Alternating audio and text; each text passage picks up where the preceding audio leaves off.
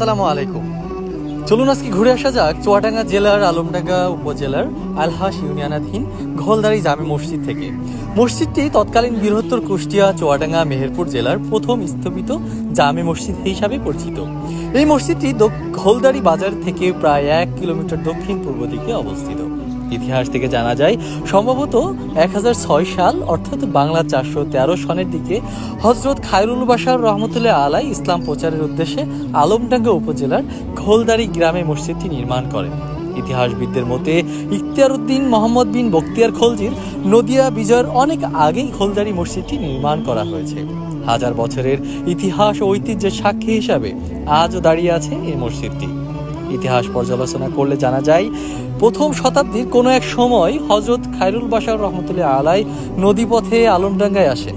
আসার সময় ঘোলদারি এলাকায় শেষ হয় তাদের নদীর কুল। সে সময় ঘোলদারি এলাকার কিছু বাড়িঘরও ছিল।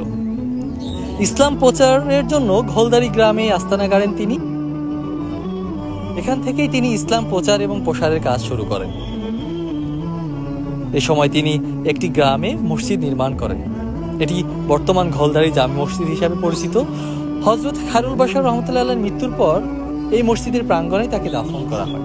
প্রকৃতিতে ঘেরা ও নয়নাভিরাম সৌন্দর্যে 3টি গম্বুজ নিয়ে দাঁড়িয়ে আছে ওই ইতিহাস এবং ঐতিহ্যের সাক্ষী হিসাবে।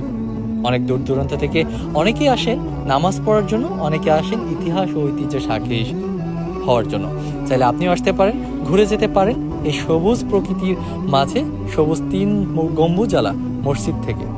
সবাই ভালো থাকবেন, সুস্থ থাকবেন। আল্লাহ হাফেজ।